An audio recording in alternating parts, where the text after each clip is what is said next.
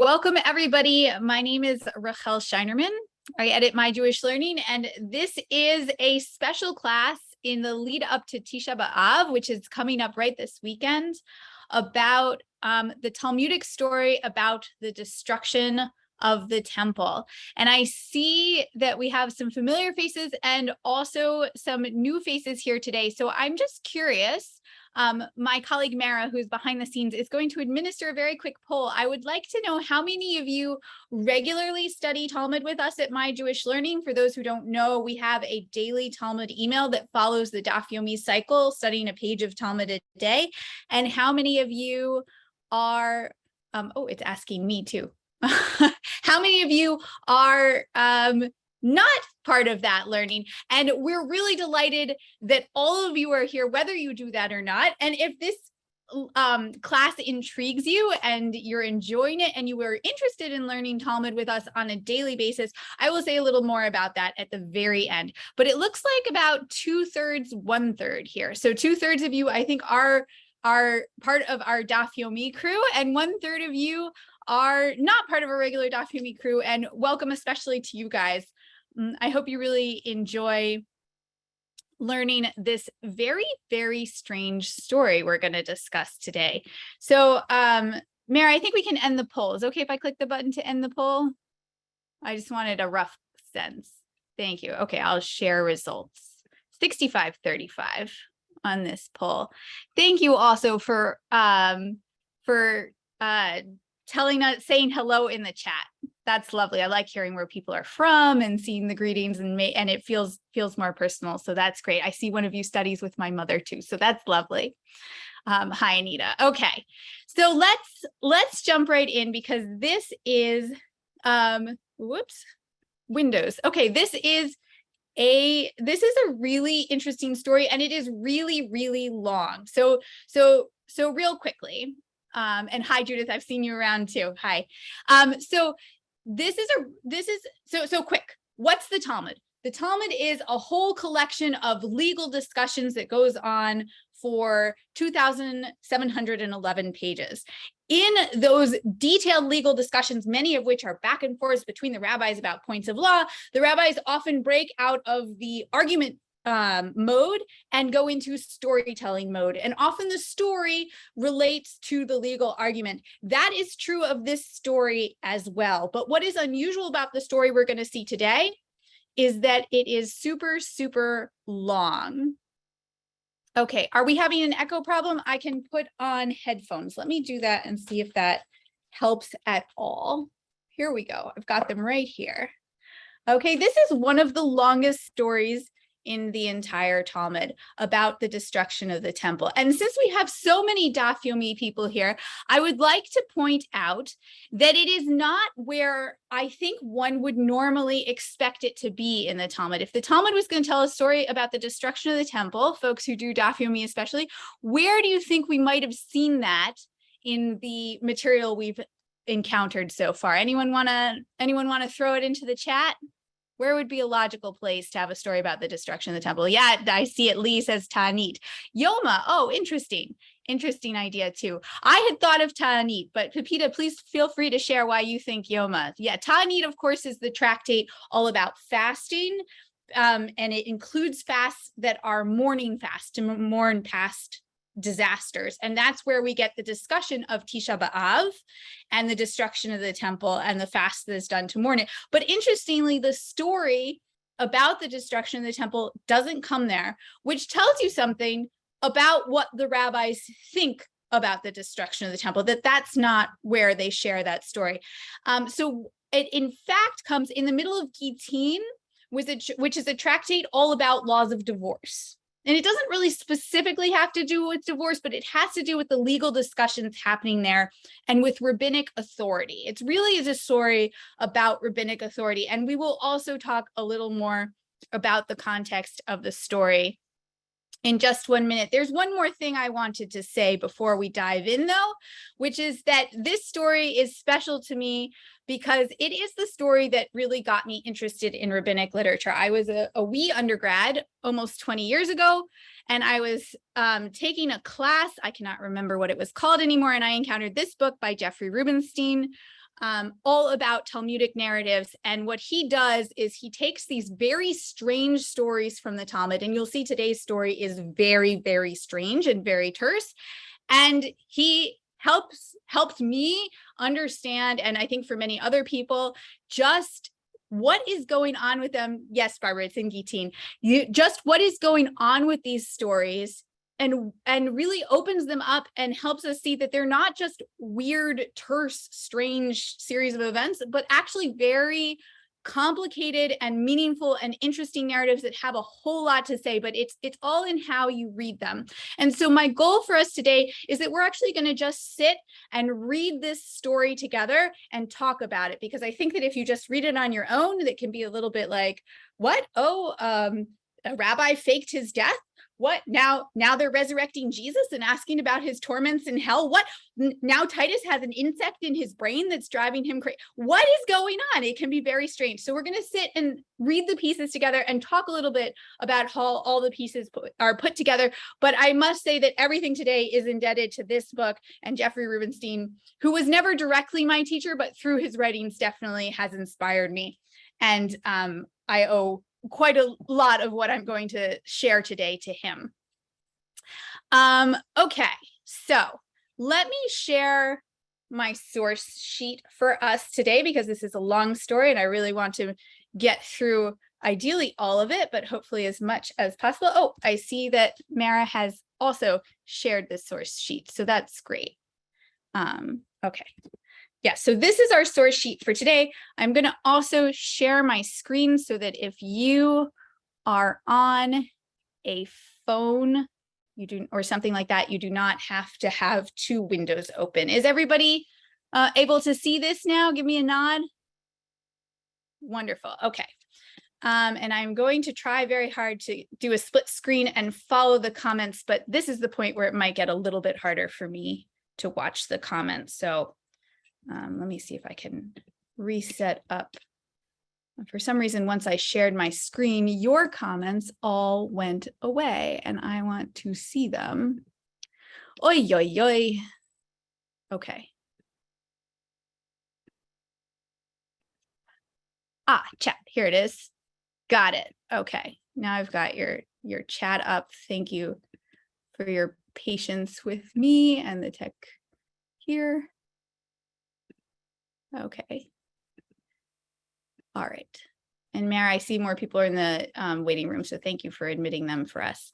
Okay, so here is, we're going to take one quick detour to tractate Shabbat before we get to the story in Gittin, because I want to give you a quick sense of how this rabbis talk about the destruction of the temple and the things they say about it, because as with all things in the Talmud, they don't agree on why the temple was destroyed. In fact, in Shabbat, we have this quick little discussion where different rabbis are discussing why the temple was destroyed. And we're just going to blast through this real quick. Okay, so Abaye says Jerusalem was destroyed. Of course, all of Jerusalem, not just the temple, was destroyed. The Romans really sacked the whole city, but the temple was the crown jewel, right? Was destroyed only because people desecrated Shabbat in it. People weren't following Shabbat. That's what Abaye says. And then he gives a proof text. We're going to blast past it because we're just going to give a sense here. Rabbi Bahu said Jerusalem was destroyed only because its citizens intentionally omitted recitation of Shema in the morning and evening. The citizens of Jerusalem intentionally left off saying Shema, so God sent the Romans to destroy the city. Rav Hamnuna said Jerusalem was destroyed only because school children were interrupted from studying Torah. Okay, another proof text. There are proof texts for all these. They're good, but we're gonna, in the interest of time, we're gonna blast past them. Ula said Jerusalem was destroyed only because people had no shame before each other. Rabbi Yitzchak said Jerusalem was destroyed only because small and great citizens were equated. And Steinsaltz explains they did not properly value their prominent leaders. Rav Amram, son of Rabbi Shimon Bar Abba, said that Rabbi Shimon Bar Abba said that Rabbi Hanina said Jerusalem was destroyed only because the people did not rebuke one another. In other words, telling each other when they were doing things that were wrong and keeping each other on track. Rabbi Yehuda said Jerusalem was destroyed only because they disparaged the Torah scholars in it. And Rabbah said Jerusalem was destroyed only because there were no more trustworthy people there. So before we move on to this, to today's story, just real quickly in the comments, what are general trends you see about what the rabbis think about why Jerusalem was destroyed? In general, they don't all agree, but what sort of patterns are you seeing emerge here? I'll tell you what isn't there. It isn't because the Roman army was the most powerful army on earth and we couldn't beat them, right? You don't see that. And there's a theological reason you don't see that, right? You don't want them to say that the Romans are in control and God isn't. Yep. So let's see. The answers are are piling in. Whoa, nice and quick. Okay. It was because of us. Our behavior. It was because of the sins of the people. They have no sense of the political, says Avi. That's right. The Romans, they're very strong. They could build good roads too. People weren't doing the right things. It was because of the faults of the Jews. One action did us in. Bad behavior, falling away, human behavior and authority issues. They had it coming, right? In general, it's the fault of the people. Can we, now, which people is it the fault of in these texts? Who in particular? The Jews, yes. Anyone specific among the Jews? People not obeying Torah, not trusting God. Baseless hatred. Alan has already read Gittin. He's ahead of us here. Blaming the victims. People are not observant. Neglect of the mitzvot. Negligence of the people to do good. Yep. Bad interpersonal relations, violations of the covenant, canceling mitzvot. All these are very good answers.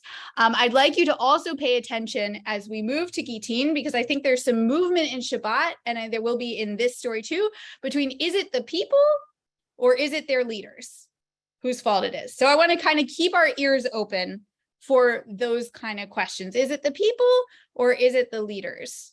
Okay, and who are the leaders? Also is going to be a big question. Who is leading these people? Where are they? And to what extent are they responsible? But definitely in no way is it the Romans' fault.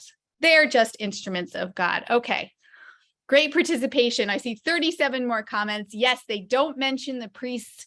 Good point, Janine. The rabbis rarely mention the priests. They are not fans of the priests. So obviously in the first century, the priests are the folks in charge of the temple, which is the main religious center of Jewish tradition. So you would think they were pretty important, but the rabbis see themselves as in competition with the priests for authority over the Jewish tradition. And so they are very frequently minimizing the priests or putting them down. Those of you who have done Daf Yomi with us have seen this a lot.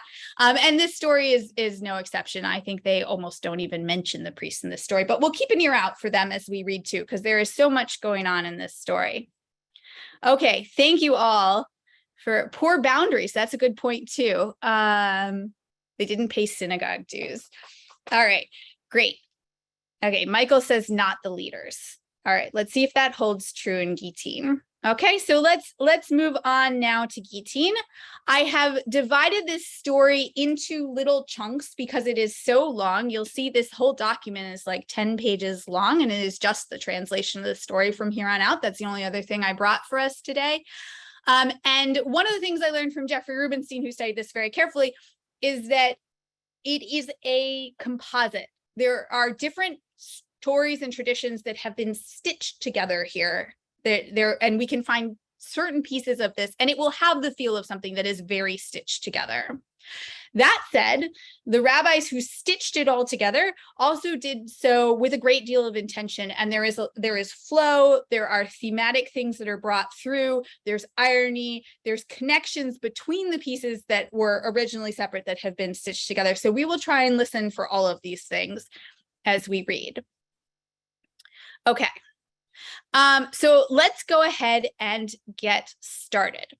We have an introduction to the story, which is Rabbi Yochanan gives us the frame. And as many rabbinic stories begin, he begins with a verse from scripture. What is the meaning, says Rabbi Yochanan, of happy is the man who fears always, but he who hardens his heart falls into mischief? Classic Proverbs here. The answer to this is 3 stories, actually. Jerusalem was destroyed on account of Kamsa and Bar Kamsa. The place known as the King's Mountain was destroyed on account of a rooster and a hen. The city of Beitar was destroyed on account of a shaft from a chariot. And all 3 stories are brought in the Talmud, but we are going to now read just the first, which is what immediately falls, which is Jerusalem was destroyed on account of Kamsa and Bar Kamsa. Here is the story of Kamsa and Bar Kamsa. This is where we're going to start, but there's a lot that comes after it. Jerusalem was destroyed on account of Kamsa and Bar Kamsa. There was a certain man, who never gets named, by the way, whose friend was named Kamsa, and his enemy was Bar Kamsa. This is very confusing in the Rolodex. He once made a feast, and he said to his servant, "Go bring me Kamsa, invite my friends." The servant went and brought him, Bar Kamsa.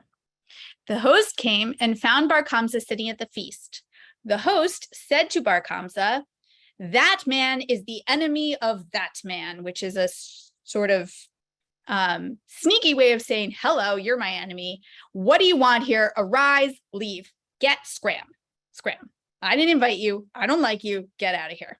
Bar Kamsa said to him, "Please, please, please, since I have already come, let me stay, and I will give you money for whatever I eat and drink. My presence won't cost you any money." And the host says, nope. And Bar Kamsa says, "I will give you money for half the feast. I'll pay for half this feast. It's a good deal." And the host says, And Bar Kamsa says to him, "I will pay for the entire feast." Sidebar, I want you to think about why Bar Kamsa is doing this, why he is offering to pay for the entire feast of his enemy so that he can stay. So please share in the comments what you think about why he might be doing this. The host said no, and then the host took Bar Kamsa by the hand, stood him up, and threw him out. Okay, Nancy says he's hungry. That's very hungry. Sandra says he doesn't want to be embarrassed. He doesn't want to be humiliated. Seeing if he can be bribed or bought with a price. Oh, Jeff thinks that he's playing with his host. Embarrassment. Savories and Abraham offered money for the cave of Machpelah. Rob, say more about that in the comments. Maybe he wants to reconcile. Maybe he's trying to control the situation. Maybe he's a spy. I don't know about that one. He was invited accidentally, but he could be taking advantage. Maybe he's showing off. Maybe it's a power move, so no one can accuse him of stealing food. Maybe Bar Kamsa doesn't hate this host whose name we never find out. So maybe he is, maybe he's so righteous he wants to meet the other people there, and so that the host will not bear guilt for his inhospitality. Wow, you guys like Bar Kamsa. All right, let's think about that all as we move on and see how much you like Bar Kamsa in the next section, okay? So here's what happens next. We're in section 3 in the story as I've divided it. Bar Kamsa said to himself, since the sages, did you know the rabbis were there? Since the sages were sitting there and did not protest the actions of the host, that is, learn from this that they were content with his behavior. Okay, so all this goes down, and Bar Kamsa's interpretation is, hey, the rabbis were there and they didn't interfere. They didn't stand up for me. That must mean they're okay with this guy throwing me out.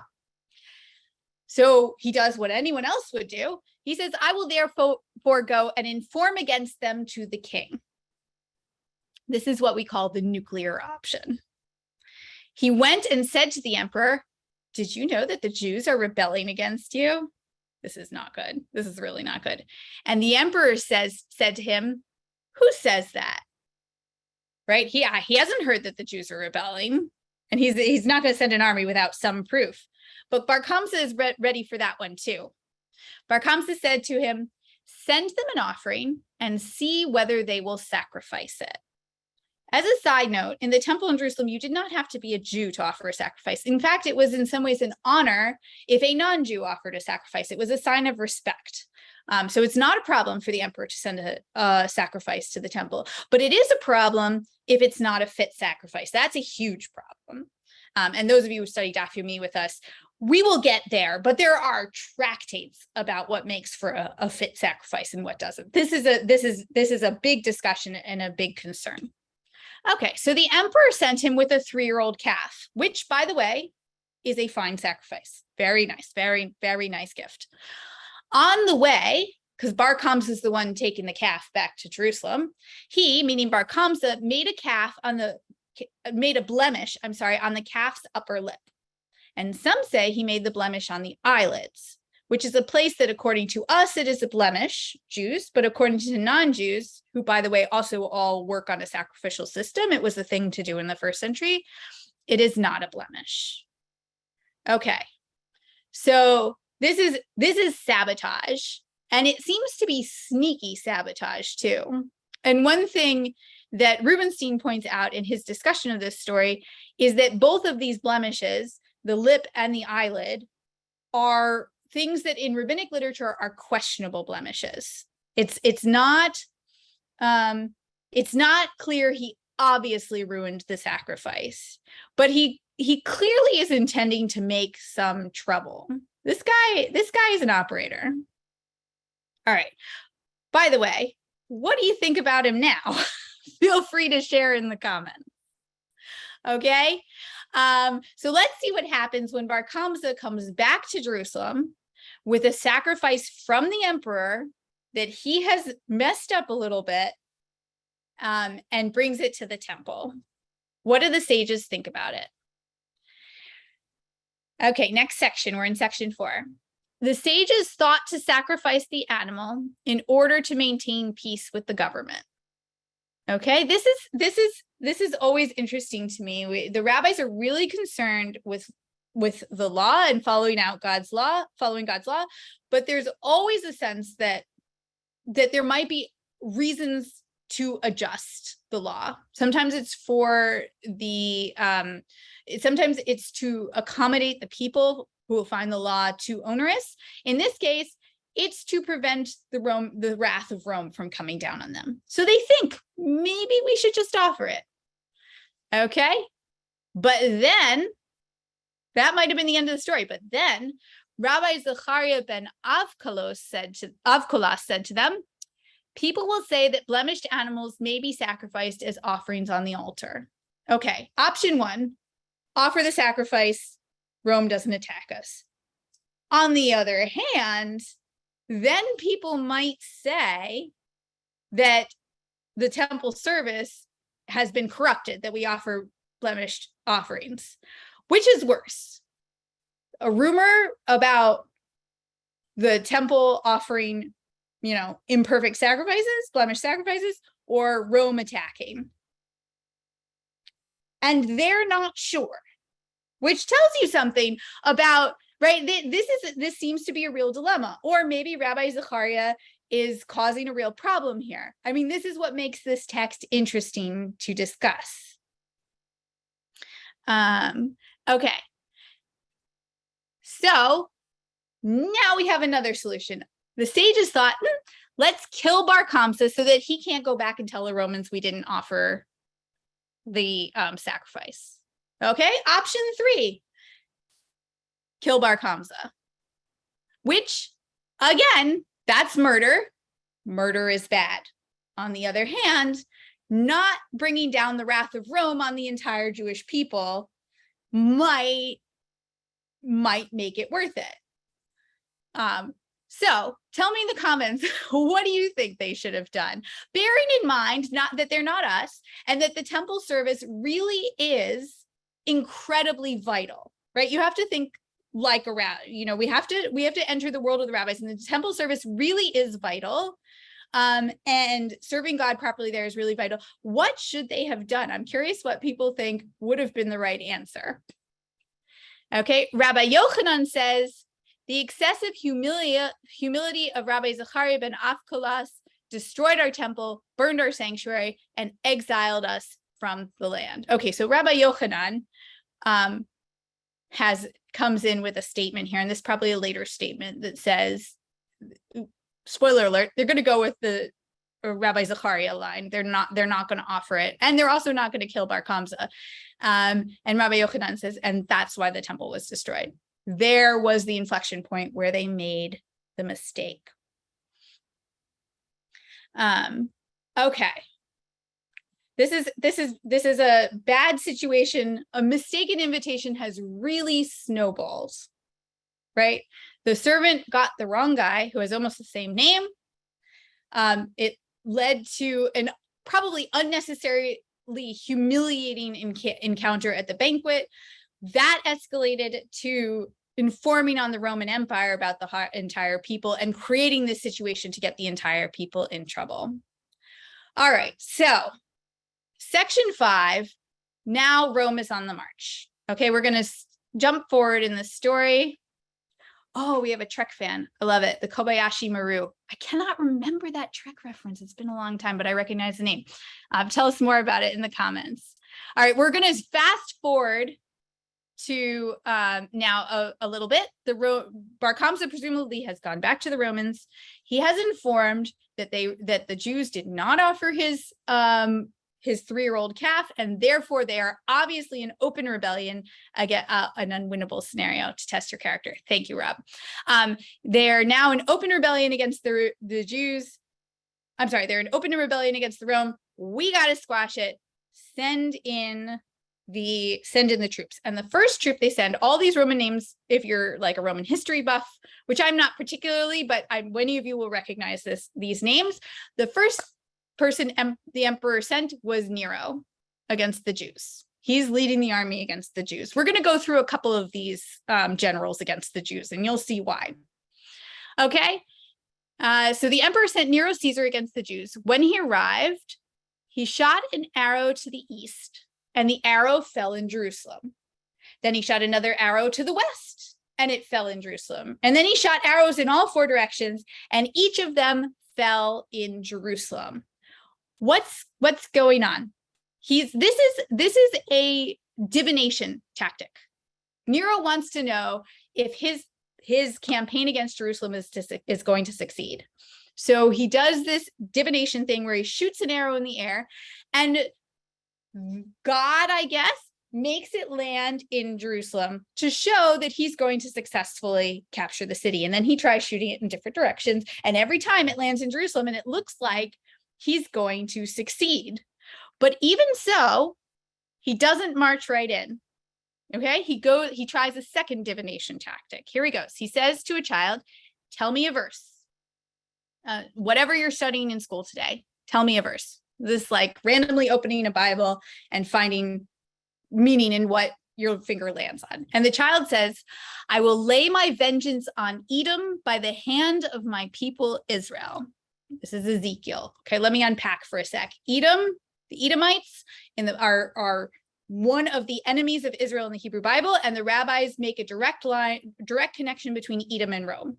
It may as well have said, if you read like a rabbi, I will lay my vengeance on Rome by the hand of Israel. And so now Nero realizes that he is being set up by Israel's God.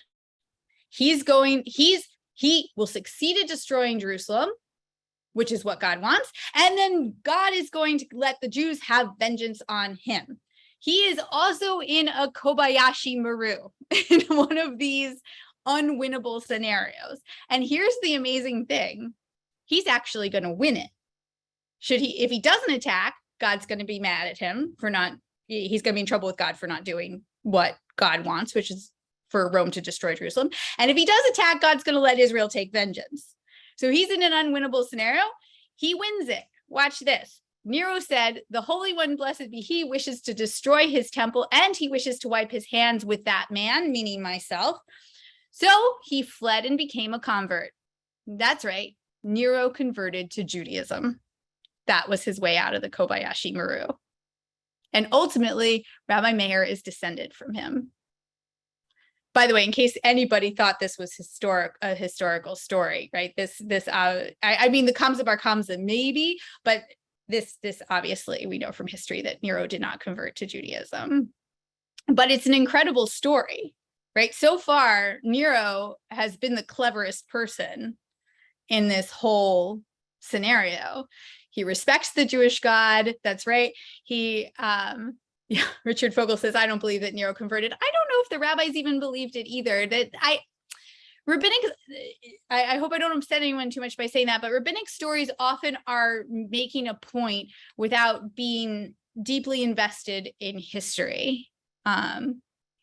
So he wouldn't pass the Beit Din. Well, I don't know. It says he converted. And Rabbi Meir was descended from him, right? Rabbi Meir is one of the great early rabbis, truly great early rabbis. All right, so Nero is out. The emperor sent Nero to destroy Jerusalem, and it didn't work. So he's going to send a new, could it be a different Nero? I don't think in the rabbi's mind it is. Does that mean Meir is not a legal Jew? No, converts are legal Jews. Converts are Jews. That's it. So the emperor is going to send another general, and this is Vespasian. Okay, this is general number 2. The emperor sent Vespasian Caesar against the Jews. He came and laid siege for 3 years. Okay, he surrounds the city with his army and basically cuts it off from the rest of the world. This is a common Roman tactic. Just starve the folks out.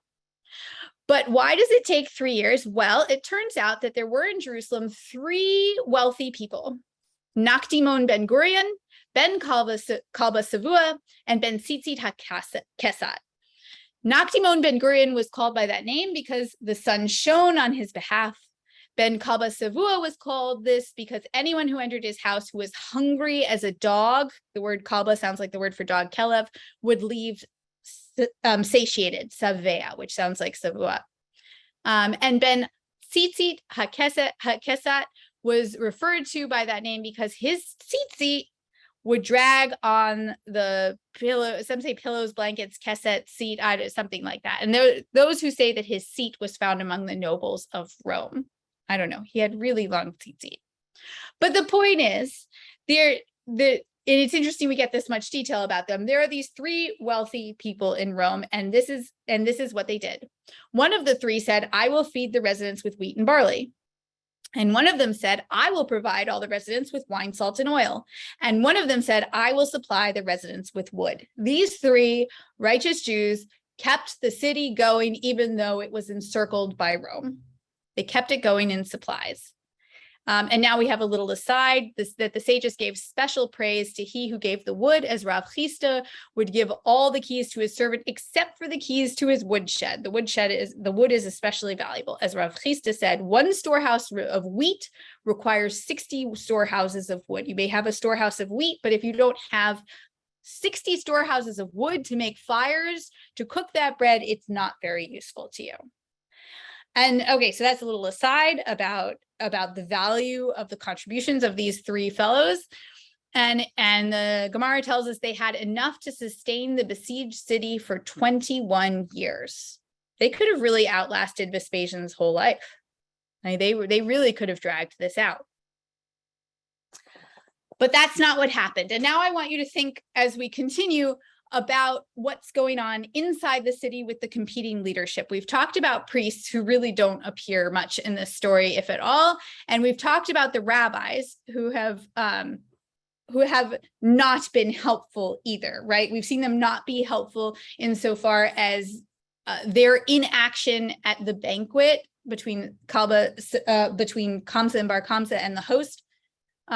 Between the host and Bar Kamsa, their inaction is really what inflamed Bar Kamsa even more than the way the host treated him. And again, when that blemished sacrifice showed up, their unwillingness to either kill Bar Kamsa or offer the sacrifice or find some way out of the Kobayashi Maru, it was again inaction, again, led us to this situation. All right, I see some people are asking for the study sheet. So let me put the link in here again. Oops. I sent that as a direct message. Let me send it to everybody. Okay, so this is the same thing that I'm sharing on my screen, if you would like a link to it. All right, so here's what happens. Okay, again, the city is surrounded by the Romans. Vespasian and the Romans are besieging the city, but they have enough supplies in the city to last for 21 years. Okay, there were certain zealots among the people of Jerusalem, and the sages said to them, let us go out and make peace with the Romans, right? Now the rabbis want to calm down this situation, but the zealots would not allow them to do this. The zealots said to the sages, no, let's go out and engage in battle with the Romans. Spoiler alert, the Romans have more firepower. The sages said to them, you will not be successful. Not a good plan. So what did the zealots do? They arose and burned down these storehouses of wheat and barley, and there was a general famine. Okay, the zealots are forcing a confrontation with Rome. Again, the sages wanted to just wait this thing out and eat the stores of these three wealthy people, and the zealots want to fight. Are they related to Pinchas? Good question. The zealots wanted to fight, and so they burned down all that food and fuel, and now the city is in real crisis because people are starving. Now we're going to pause from the sort of political discussion, and we're going to zoom in on a story about one particular resident in the city named Marta, and hear what happens to her over the course of this famine. This is originally a separate story, but this is going to give us a snapshot of what it is like in the rabbinic imagination in this besieged city. Yeah, okay. Good comments. Thank you. Keep them coming. I will try to read as many as I can and keep us moving through because I want to get through the whole story. And we're only about halfway through. Okay, so Marta bat Baitos was one of the wealthy women of Jerusalem. She sent out her servant and said to him, go bring me fine flour. By the time he went, the fine flour was already sold. Because now there's a famine and the food supplies are running out fast. He came and said to her, there's no fine flour, but there is ordinary flour. And she said, oh, well, go get me some ordinary flour. So he goes out, and by the time he gets back out there, the ordinary flour is sold. But there is coarse flour. So he comes back and says, it's okay. There's no fine flour, but there's no ordinary flour, but there's coarse flour. And she said to him, okay, get me the coarse flour. And you guessed it, he went back out, and now there's no coarse flour. But there is, he tells her, barley flour. So she says, go get me the barley flour. And he says, sorry, the barley flour was sold too. Okay. And I think this is an interesting microcosm, by the way, as an aside, of this whole problem of inaction that we're seeing, right? The servant can't show up at the market and see that there's no fine flour and just make a decision to buy the regular flour, right? He has to keep coming back and asking her. And by the time he goes back to the market, it's like a comedy of errors almost. It sort of echoes what's going on with the rabbinic inaction in these cases, which I think is really interesting. Okay, so the market is out of fine flour, regular flour, coarse flour, barley flour. The servant is useless. So what does Marta do? She removes her shoes. She had just removed her shoes, but she said, whatever, I'm going to go out and see if I can find something to eat. And she went out into the marketplace. She stepped in some dung, which stuck to her foot, and she died. And Rabbi Yochanan ben Zakkai read concerning her. He's going to apply a verse to her, common rabbinic technique in these stories. The tender and delicate woman among you who would not adventure to set the sole of her foot upon the ground. He finds a verse that resonates with her tragic situation. There's an alternate end to this story, by the way, which we're now going to read. Okay, there's some who say that she did not step on dung, but rather she ate a fig of Rabbi Tzadok. This introduces a new rabbinic character who will show up again later in the story. So there are some who say it's not that she stepped in dung, but rather she ate a fig of Rabbi Tzadok, and she became disgusted by it and died of her disgust.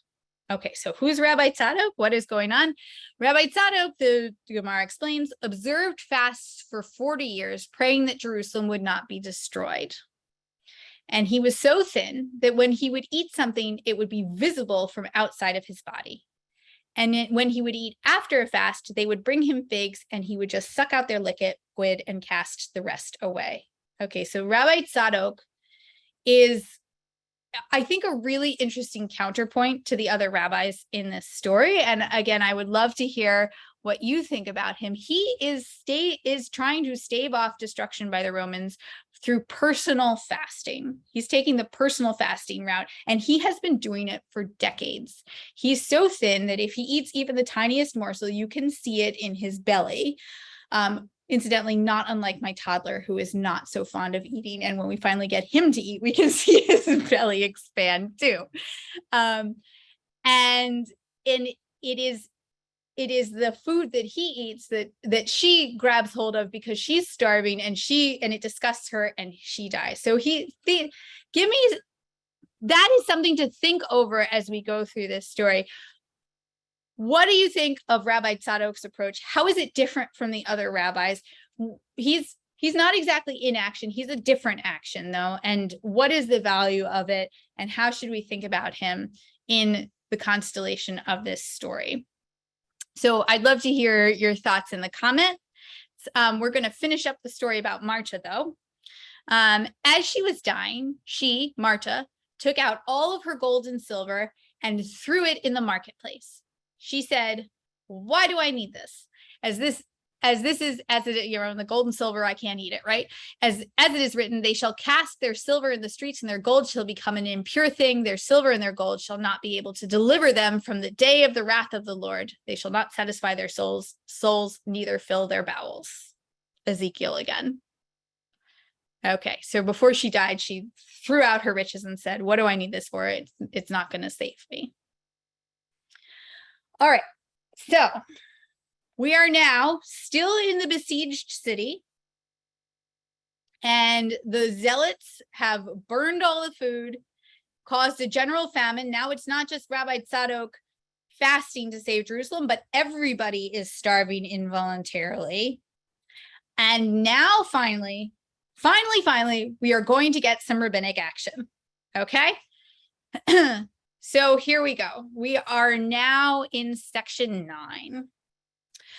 Abba Sikara was the leader of the Zealots of Jerusalem and the son of the sister of Rabban Yochanan ben Zakkai. Okay, Rabban Yochanan ben Zakkai, we've encountered him a few times in this story already. He's the leader of this generation. And it turns out that the leader of the Zealots is his nephew. Okay, so they have a family connection. So Rabbi Yochanan ben Zakkai thinks to use this family connection, right? He sends a message to Abba Sikara and says, "Come and meet me in secret." So he came, and they hold a war council, these two sides, the rabbis and the zealots. And Rabbi Yochanan said to him, "How long are you going to do this and kill everybody through starvation?" And the leader of the zealots says something that might surprise us. He said, "There's nothing I can do. If I say something to them, they will kill me." It turns out that the leader of the zealots is actually being controlled by the people he's supposedly leading. There are these extremists in his extreme rank who are controlling him. He's not actually in control of this situation. Okay. Who are the zealots? It's a good question. I got that as a private question. The zealots are, I can't say a whole lot more about them than what we're learning in this story, but they seem to be extremists, a loosely organized group of extremists among the Jews in Jerusalem who really want to go head to head with the Romans, who think that's a good idea, and God's on their side, and that's the best solution to this problem. If people want to share more things about the zealots in the comments that could be helpful, please go ahead. Okay.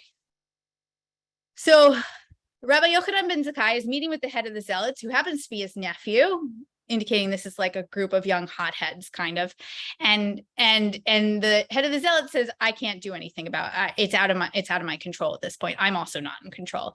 And Rabbi Yochanan ben Zakkai said to him, "Okay, show me a method so that I will be able to leave the city. And it is possible that through this, there will be some small salvation." Okay, he says, "Get me out."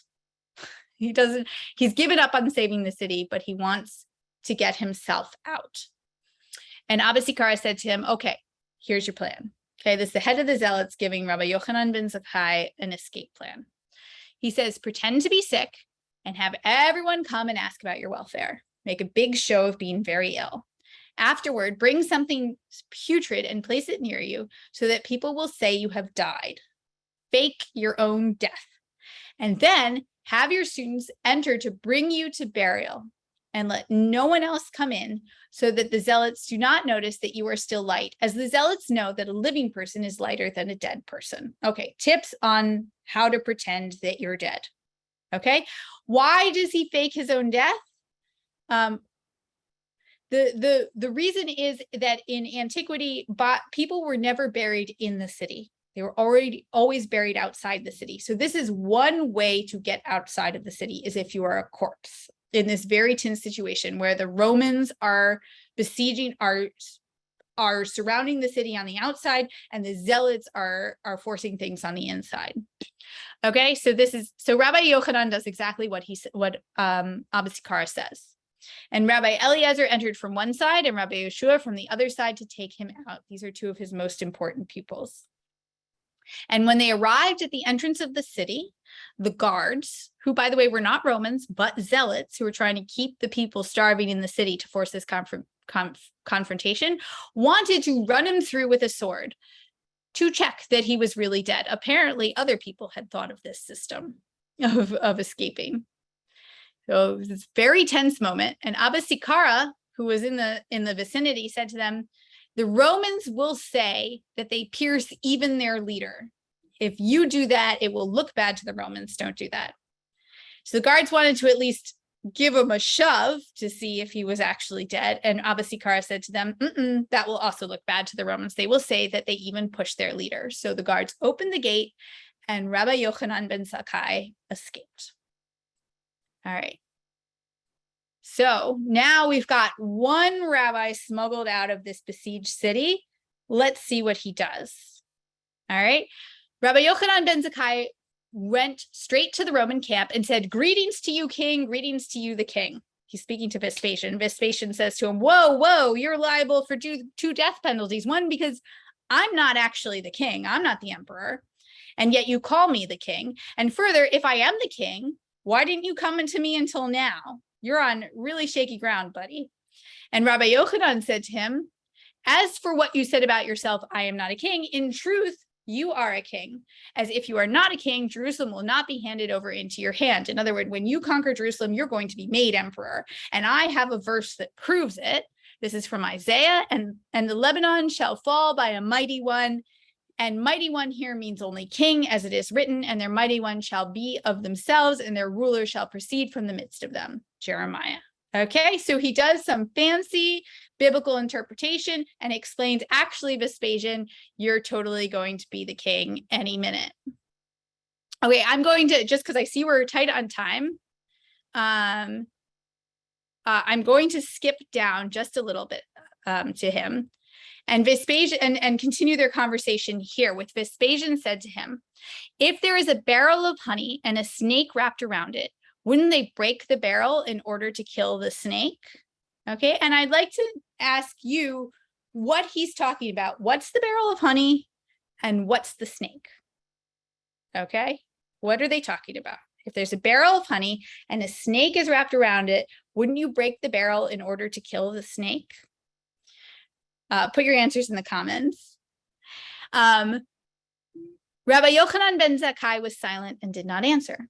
Rav Yosef later read the following verse about him, and some said that it was Rabbi Akiva who applied the verse to Rabbi Yochanan ben Zakkai.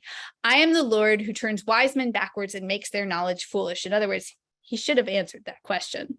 As Rabbi Yochanan ben Zakkai should have said the following to Vespasian in response. No, we don't break the barrel. We take tongs, remove the snake, kill it, and leave the barrel intact.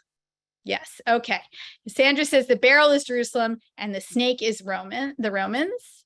And Sophie says the barrel is the city and the snake is the leaders who are rebelling. Yeah, is the snake the Romans or is it the zealots? It's a good question. And I'm going to leave it as a question as we keep going, because I think it reads a little differently depending on how you read it. Okay, anyway, in the meantime, A messenger arrives from Rome and says, "Rise, for the emperor has died, and the noble men of Rome appoint you as their leader." Haha, Vespasian is emperor now. That is making Rabbi Yochanan ben Zakkai look pretty smart. Okay, now I'm, let's see, I told you this was a long story. So now there's going to be another little interchange between Vespasian and Rabbi Yochanan ben Zakkai that proves to Vespasian just how brilliant Yochanan ben Zakkai is and how much he knows from scripture. There's going to be a whole business with his foot swelling up, and Rabbi Yochanan ben Zakkai is going to help him out with that problem. And by the end of the exchange, Vespasian is going to be really convinced that Rabbi Yochanan ben Zakkai knows things, and that the God of knows things through the scriptures of Israel and the God of Israel. And he's really going to have the ear now of who really is the emperor. So I'm going to skip down because Vespasian says to him after this whole exchange, "I'm going to go to Rome. I'm going to take my new job, and I'm going to send somebody else to besiege your city, right? But before I go, ask me something so I can give it to you." And Rabbi Yochanan ben Zakkai said to him, "Give me Yavne," which is a city outside of Jerusalem, "and its sages, and spare the dynasty of Rabban Gamliel and the doctors to heal Rabbi Tzadok." He basically asks for enough to preserve a small rabbinic academy at Yavne, where the rabbis can continue their work. And he wants Rabban Gamliel, who's one of the rabbinic leaders, and he also wants to be able to hear Rabbi Tzadok, who you might remember is the one who has been fasting for 40 years to prevent the destruction of Jerusalem. Rav Yosef read the following verse about him, and some said it was Rabbi Akiva who applied the verse to Rabbi Yochanan ben Zakkai. "I am the Lord who turns wise men backward and makes their knowledge foolish." We just saw that verse. Again, a not very flattering verse. As what he should have said is, hello, tell him to leave the Jews alone this time. He should have asked for the Romans to call off the whole thing. And all he asks is for Yavne and Rabban Gamliel and a physician for Rabbi Tzadok. And so the Gemara asks, why didn't Rabbi Yochanan ben Zakkai make this request? And the answer is he maintained that Vespasian might not do that much for them. And then there would not even be not that much for him. And there would not even be a small amount of salvation. He didn't make the big ask because he thought the answer would be no. So we went for a smaller ask instead. Okay. And then there's one more comment here that explains how Rabbi Tzadok was healed, because Vespasian did do all of those things. It doesn't say it explicitly, but Vespasian did all those things. Rabban Gamliel got out, they got Yavne, they healed Rabbi Tzadok, and they describe how you heal somebody who's been starving for 40 years by feeding them small amounts and more and more. Okay, we have 5 more minutes. And here I'm just flipping through, I'm sorry, my own. We have one very long, perhaps the longest section of the story that describes the destruction of the temple and the aftermath, because Vespasian goes home to be emperor, and now Titus comes, and he's the one who's actually going to destroy the temple and Jerusalem. And those who are maybe familiar with the Arch of Titus, this triumphal arch in Rome from the 1st century that depicts exactly this. It depicts the Romans destroying and sacking the temple and famously carrying the menorah back off to Rome, which has led to all of the speculation about whether like the Vatican still really has the golden menorah from the 1st century somewhere in its vaults. Okay. And Titus, they're going to describe what happens to Titus after he destroys the temple and what he does and how he is punished. And it just gets even more wild and crazy. So in the 4 minutes that remain, I think what I'm going to do is just see if we can push through as much of this as possible. And then I will encourage you to read it on your own, because there are some surprising things that we come to at the end, including like resurrecting Jesus to ask him how it's going in hell, which like you didn't expect that, right? Okay, so let's keep going. Vespasian went back to Rome and said, Titus is in his place. And he shall say, where is their God, their rock in whom they trusted? This verse refers to the wicked Titus, who insulted and blasphemed God on high. What did Titus do when he conquered the temple? He took a prostitute in his hand. He went into the Holy of Holies, which was the one secret, most sacred chamber in the temple, only entered by the high priest on Yom Kippur. He spread out a Torah scroll on the ground, and then he and the prostitute committed a sin on it. Okay, this is like in the rabbinic imagination, the worst way you could defile the temple. They throw it all in there in one sentence. And afterward, he took a sword and cut into the parochet, the curtain that separated the Holy of Holies from the rest of the temple. And a miracle was performed, and blood spurted out of this curtain that he cut. And seeing the blood, he mistakenly thought that he had killed, the text said himself, but interpreters understand this to mean God. He thought he had successfully killed the God of the Jews. As it is stated, your enemies were in the midst of your meeting place. They have set up their own signs for signs. And he was quite wrong. And that is that the rabbis don't tell us about all of the destruction that was wrought on the people, the number of people who were slaughtered, the number of people dragged into exile. They focus on this image of the defilement of the temple and Titus's imagination that he had successfully killed the Jewish God. Abba Hanan said, "Who is strong like you, O Lord? Who is strong and indurate like you, as you hear the abuse and blasphemy of that wicked man and yet remain silent?" Similarly, the school of Rabbi Yishmael taught that the verse, "Who is like you, O Lord, among the Elim, the gods," should be read as, "Who is like you among the mute, Ilmim? For you conduct yourself like a mute and remain silent in the face of your blasphemers." Where was God? Why didn't God say anything in that moment? Okay, what else did Titus do? He took the curtain, the parochet that he has just stabbed and made bleed, and formed it into a large basket and brought all the sacred vessels of the temple, placed them in it, and he put them on a ship to go and be praised in his city, that is Rome, and that he had conquered Jerusalem, as it is stated. "And so I saw the wicked buried and came to their rest, but those that had done right were gone from the holy place and were forgotten in the city. This also is vanity." Do not read the word buried, kfurim, rather read collected, ksuvim. And do not read the word as, "and they were forgotten," rather read it as, "they were praised." Okay. All right, so the temple was sacked and everything was brought to Rome. There are those who say the verse is to be read as, okay, all right. So then there's a question about where is all the stuff? Is it buried? Is it still there? All right. I would love to continue with you, but I can see that we are at 2:29. I'm sorry, I tried to move this as fast as I could. So I think I'm going to leave it there and encourage folks to continue this story on their own, because God is going to get vengeance on Titus. That is where the rabbis are going to go next, in a very unusual way. There's a vivid description of the divine vengeance that is wrought on Titus. I'm going to leave it there, but some things I'd like to leave you with are thinking about what this story says about rabbinic leadership and action and decisive action. There's a lot, I think, to chew over in the rabbis, their failure to act, or the ways that they acted that were too late, too little, and a lot to compare in terms of the very strong actors, be they Bar Kamsa, be they the zealots. And so I think there's quite a lot to think about here as we approach Tisha B'Av, and we think about and we spend time mourning the destruction of the temple. It's also an opportunity for us to like the rabbis, think about the role of us, the people, as we saw in the materials from Shabbat, but also our leadership in creating tragedies. That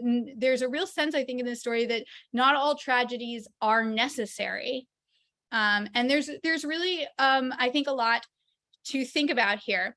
I'm so glad that you all joined me. I was ambitious to try and get through the whole story today. I'm sorry we didn't, but please go ahead and read to the end and find out what happens when they pull Jesus back from the dead to chat with him, because that's a really surprising moment.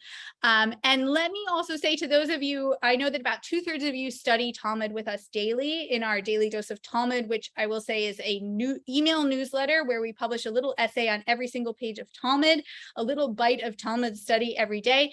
If you would like to join us for that, I am going to put the sign up here completely Nope, that's the wrong sign up.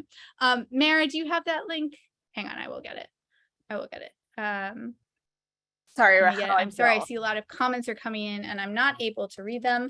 Here we go. Sign up for a daily dose of Talmud. Check it out. We also have a weekly class where we review what we learn, and we also study together at the end of each tractate and celebrate each tractate as we knock them down. So if you enjoyed this and you enjoy learning Talmud, there's lots more from Maya's Jewish Learning. And for those of you who are familiar, it was lovely to see you again. And yeah, thank you, everybody. I'm gonna leave it there. So thank you, and I hope everybody has a meaningful Tisha B'Av this weekend. Thank you.